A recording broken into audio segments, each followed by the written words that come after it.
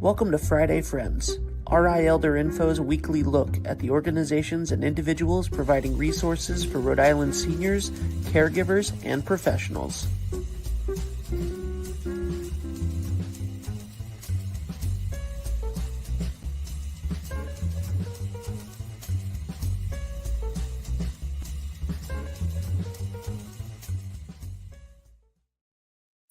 Good morning, everybody. Happy Friday. It is 9 a.m. on Friday, and you are joining me, Deb Burton, Executive Director of RI Elder Info, for this episode of Friday Friends, where we bring you information that you or someone you know needs to know about. So make sure you hit the like button, the share button, all those social media cues to check this stuff out, because we're talking about a really important program that is available to people right here in our state who have Parkinson's disease, and some of the amazing work being done over at the University of Rhode Island. So I want to have everybody be aware of this, because we do have a high rate of Parkinson's here in Rhode Island. So make sure you use all those social media cues to tell people to check this out. Now, as you all know, we are a 501c3 nonprofit, and we could not do this work without the support of our sponsors. So a big thank you to Point 32 Health Foundation, United Healthcare, Oak Street Health, and especially McCarthy Law. Here's a quick message from McCarthy Law. Here at McCarthy Law, we practice in the areas of estate planning, long-term care planning, elder care law, and residential real estate. Our focus is really on providing peace of mind to our clients. If you're interested in scheduling a consultation with our office, you can feel free to reach out to us at 401-541-5540. You can also reach out via website at www.mccarthylawri.com. You also should check out our social media, both on Facebook, Instagram, and LinkedIn, for some helpful tips and tricks. Good morning. How are you, Dr. Clarkin? Is it doctor? Is that the proper? Good morning. It is. Yep. As a physical therapist and a neuroscientist, actually, doctor fits both ways. But I do just prefer to go by Chris, so you can just call me Chris. Awesome. Well, thank you for coming on today, Chris. I learned about your program at the Parkinson's Association Rhode Island chapter, their walk in the fall, and I was fascinated by the work that you're doing. So could you please share with everybody what it is that you're working on at URI? Sure. So I'm a physical therapist by training for many years before I actually decided to go back and move into academia. So I've only been in academia for about 6 years, despite being a therapist for almost, I hate to say, 40 years. So I have a lot of clinical background, and I teach in the physical therapy department, but my research agenda is focused on specifically on Parkinson's disease. Everything from looking at treatment interventions and identifying those that are the most effective for individuals to try and alleviate some of their movement symptoms and improve quality of life, as well as research around best training practices for our clinicians that were in the Doctor of Physical Therapy program, and also trying to do more interdisciplinary work because, like any particular disease process, Parkinson's, it takes a community both to support the individuals and also look for both cures and treatment interventions. So trying to do more work around disciplinary work as well. I love that you have so much experience, like real world experience, in working with individuals in your physical therapy room, so that you have an understanding of both the science of it, but the practical real world actions that people really do when it's just them at their home. What is it that drew you to Parkinson's research? Well, specifically my patients, right? So I the last 20 years before I transitioned into academia, I was actually in home care. Prior to that, I did acute rehab and hospital work. But really, when you work in home care setting, you are in people's homes, you're in people's spaces, and you become a little bit more intimately involved in their lives and some of the challenges that they have. And so it was really some of those patients that were asking me questions about, why don't we have a cure yet? Or they'd ask practical questions like, should I do the treadmill or should I do an exercise bike? Or, is there one thing that's better than another? And I didn't really have the questions in the moment. And so obviously I went and looked things up and tried to do more research on that for me to be able to provide that to my patients. But ultimately, I realized that we really just need to do a lot more research across the board, and we need to translate that. So a lot of times research is done, but it's foundational and it's important to move all different fields and solutions forward. But as a clinician, I was a little frustrated about not having practical solutions. Can I read this paper, this research paper, and actually put it into practice today? So my work has been focused around being a little bit more translational in that regard, to say, what can I do in my research? And somebody can read the results of this and say, oh, I should recommend A, B, or C. So I love that. Inspiration was completely around my patients. I think that sometimes things get lost in between the research and the real life. So I like that translational research. So just in case there's anybody watching out there who isn't familiar with what Parkinson's disease is, could you just share a little bit about what is Parkinson's and what does it look like? Sure. In its basic form, Parkinson's disease is a movement disorder. It does actually include a lot of what we call non-motor signs also that actually have a pretty big impact on the quality of life for folks. And I am interested in those as well. But my background of coming into Parkinson's is because it's a movement disorder. So what does that look like? The key factor is what we call bradykinesia, which is a slowed movement. So that means people just aren't moving as quickly. They have a little bit harder time maybe getting out of a chair. One of the other things that is often accompanied with Parkinson's is tremor. So people at rest, they're just sitting there or standing there, and their hand or their foot, they may have some type of tremor. And then one other thing that I just think is part of this movement disorder is you can also see what we call a masked face. So we don't realize our ability to speak and communicate, we're using this complexity of movement, right? Speech is the most complex, actually, movement we can do. And when we have a movement disorder like Parkinson's, we can lose our speech, but we also lose our ability to almost express ourselves on the outside. And so people have what's called a masked face, and it can be misinterpreted as that person's angry with me, that person isn't listening to me. And in reality, they are fully engaged with all those emotions, but they have what we would call a flat affect. So those are some of the key pieces, and it is progressive. So it can be very devastating for somebody to get this type of diagnosis. And so how that diagnosis is delivered is really important. And what supports those individuals are also given, going forward. So I don't know, I think that answers your question?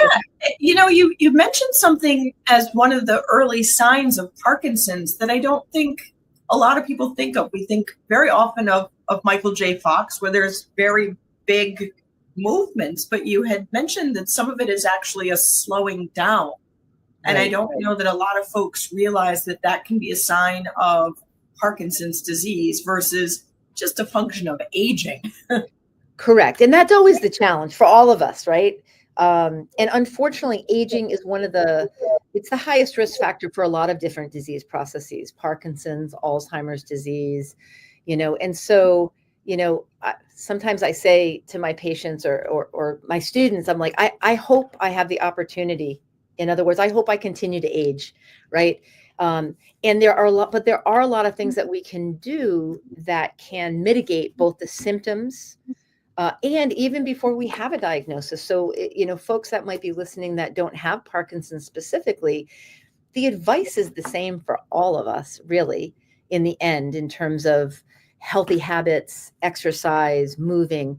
It's just that for individuals with Parkinson's, because of that new diagnosis and because it's a movement disorder, it just raises the bar a little bit higher for them, that it's that much more important that they engage in activity and movement. And so what is your research doing? If people wanted to participate, are you looking for individuals who have just been diagnosed with Parkinson's? Are you looking for people who have had it for a while? What type of science are you looking for? Research participants, I should say. Sure. So I can explain one research project that we have going currently that we're definitely looking for individuals to participate in. It doesn't matter if they were diagnosed yesterday or if they have been living with the disease for a long time. We are looking at two different commercially available devices that are on the market.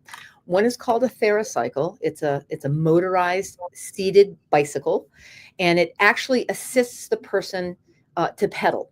And so that is what we call an active assistive type of system, where they are getting some assist, but we can kind of push them a little bit harder than they might normally want to go. Think about walking on a treadmill, right? We walk and we can keep going and we have to match it, right? We're kind of being forced to do a little bit more than we might want to normally. But a treadmill can be very unsafe for individuals if we have balance issues, right? So a seated situation, it can be a little bit safer, but also help facilitate more movement.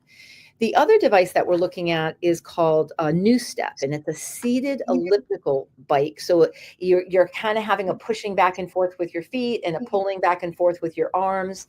And that's more of a voluntary. That's like any of us going to the gym, and we're going to put in the intensity and we're going to try and stay at a certain pace. And so we're actually looking at what are the impacts of these two different types of exercise interventions in people with Parkinson's. Does actively assisting somebody maybe help them work at a little bit higher pace, and therefore they get a little bit more benefit, and yet it doesn't feel quite as hard? Or is the voluntary equally or better? Because one of the big questions that one of my patients posed to me is they actually had a New Step and they were wondering if that was helpful or not. They also had a treadmill, but they were pushing me to really question about why do we make the recommendations that we make, right? And a lot of the research, there's a lot of great research about forced exercise, tandem bike riding, right? But it's hard to implement. It's hard. It would be really hard for me to find another person to come ride with me on a tandem bike, even in the gym, right? Or some of the research equipment is only for the lab. You're like, oh, that's great result. Where do I buy one? And they're like, oh, sorry, that's another. As some people with that's another PhD project and another postdoc, right? So my idea is, what about what is commercially available? What do we know about these? There hasn't been research. There's been a lot of anecdotal stories about both of these being fairly effective. My hypothesis is that they're both fairly effective. Maybe one more than the other, right? And then the goal would be, if we get positive results, not only if people can afford to purchase one of those, that's great for their home, but maybe we can also get the word out to places like the YMCA or different gyms, Planet Fitness, right? Different physical therapy outpatient practices, to say, hey, if you work with a Parkinson's population, you should have one of these types or both of these types of pieces of equipment available, because the research shows it's been really effective. So that's one project, and I'm more than happy for people. They can contact me just at my email. Do you want me to give that? Yeah, if you could share that, that would be great. Sure.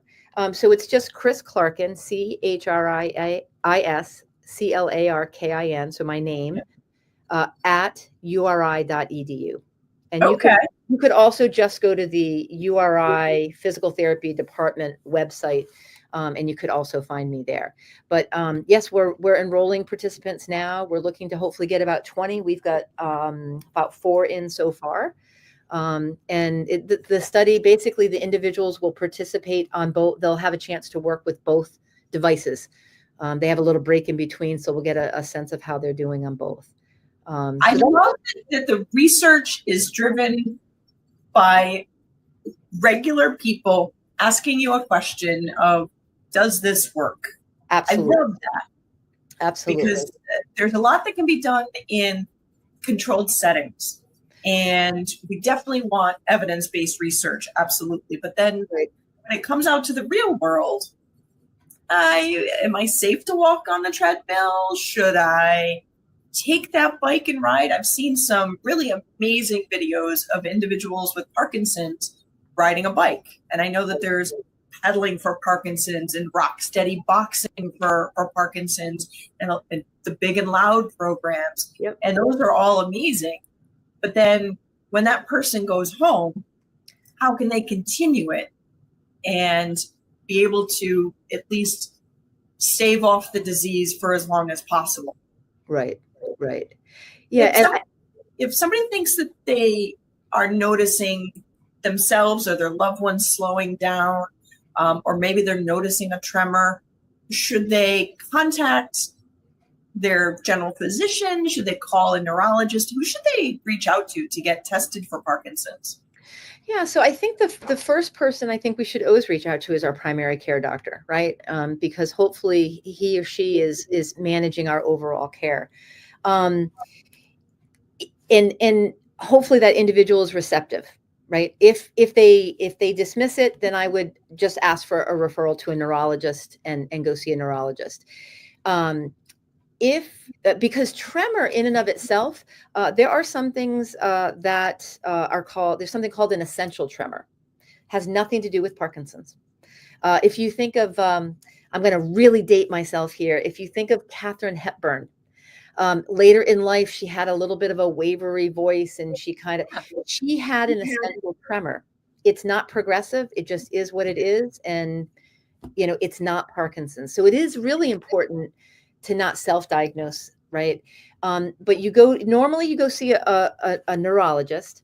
Now, Okay. if you are diagnosed with a movement disorder, Parkinson's or any other movement disorder, I highly recommend that somebody see a movement specialist. Okay. It's not that I have had patients that their primary care doctor was managing their meds, a regular neurologist was managing their meds. And it's not that those individuals can't do that. It's just that it's the difference between saying, if I have high blood pressure, my primary care doctor could probably manage that. But once I start to develop more serious cardiac issues, I want to go to a cardiologist that specializes in those particular things. Right. And so it's the same for Parkinson's. Those other physician groups are very good at identifying, and typically they will recommend folks go see a movement specialist. So we do have movement specialists across the state. Even as a small state of Rhode Island, we actually have a few choices there, which is lovely. So that's who I would recommend once you get a diagnosis, because because the disease is progressive, you want to establish that long-term relationship with that physician and how they manage you, because medications are the number one recommendation. You don't have to start on those right away, but exercise and movement is equally effective.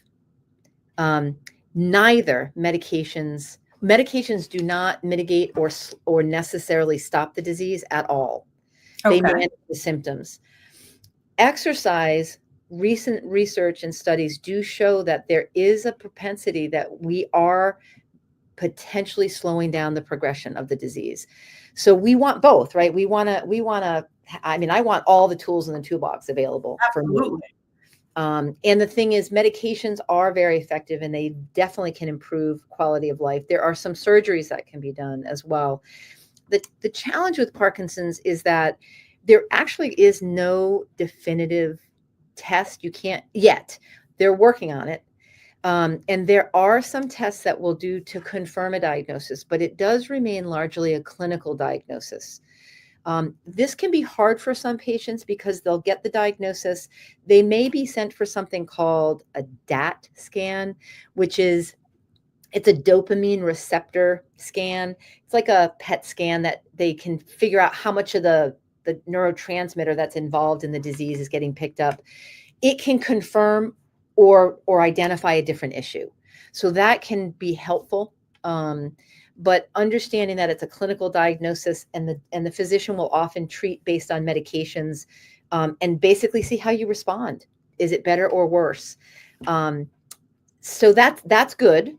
But again, exercise is good for all of us, right? Absolutely. So movement and exercise is recommended for all of us. And very few Americans, it's like 60% of Americans do not meet the basic movement guidelines by the American Council of Sports Medicine. So, we all try, Well, we all try, right? Each day is a little bit different. Yep. And just moving, like walk a little further. Like sometimes I would tell my patients, it's sure it'd be lovely if you could go out and do moderate exercise for 30 minutes. Maybe that's overwhelming. Just park a little further away from the entrance to the supermarket. Do a little bit, start small, but movement is the biggest thing. And that is the hardest thing for all of us in our health, but really with Parkinson's as a movement disorder, you've got to keep moving in some way, shape, or form. Absolutely. And it's almost, when you think about it as a movement disorder and your body's perpetually moving or could be potentially perpetually moving, you don't necessarily think about being intentional about the movements being a benefit. So the folks who participate in your research, are you taking any blood samples? Are you doing anything invasive, or are they coming in and using these pieces of equipment? And if they like it, they can keep going. And if they don't like it, are they free to stop? A lot of questions in there. Yeah, no, that's a really good question. So in this current study, there's nothing invasive that we're doing. We do assessments at different time points in the study, before and after each of the exercise periods, right? Most of those are movement assessments. How fast are they walking? How long does it take them to go sit to stand for 5 times? There's some balance tests. We do a body, and what's called an in-body, which is a body scan that just gives us data about weight and body composition, but again, not invasive. And then we do some cognitive testing because there can be a cognitive component for folks with Parkinson's as well. But we do some, and there's research that says exercise helps with our cognitive status and our clarity of thought. So we are doing a few cognitive measures as well. But nothing invasive. I have done past research where I have done blood draws and I've looked at some different factors that are located in the blood to see if we can make those things change a little bit. But the current study does not. And then the other thing that I do just want to make sure I mention is through the physical therapy department, there's a few clinicians here that are very impassioned around Parkinson's specifically, among other things. And so we actually have a Parkinson's exercise group that we supervise the students, but it's the students that are trained and run the group. And it's a wonderful way for the students to engage with the community, offer something. It's free for the public. We offer it every Wednesday and Friday from noon to 1. They can reach out through that same email if they're interested. But we usually have anywhere from 10 to 15 folks that show up each Wednesday and Friday. And the students volunteer. There's 3 leaders. They run it. And then there's a few other students that volunteer.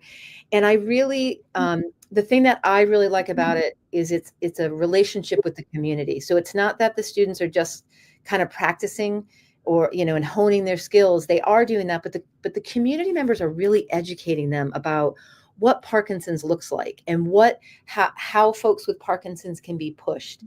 And the benefit is I feel like the folks that leave our program, even whether they volunteer in that or not, are really more Parkinson's experts because we have such a passion about it. So it's a way to get to practically engage with our students and get more resources out to the folks that are living with Parkinson's in the community.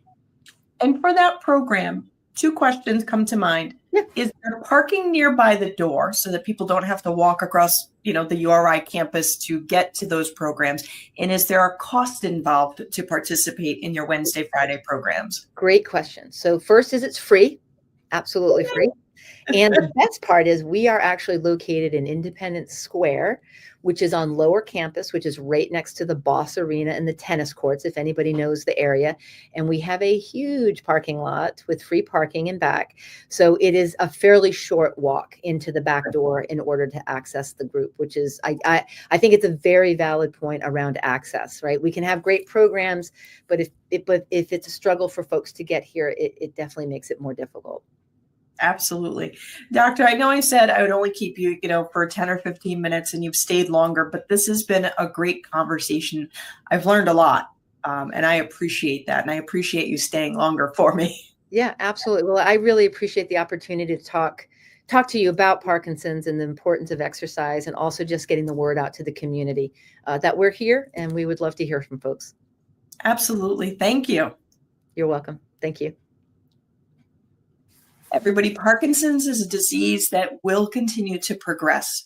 And the work that Dr. Clarkin is doing is actually driven by what she has experienced in the community. She is listening to folks out there who have lived experience, and she is gathering the data to be able to educate the public even more.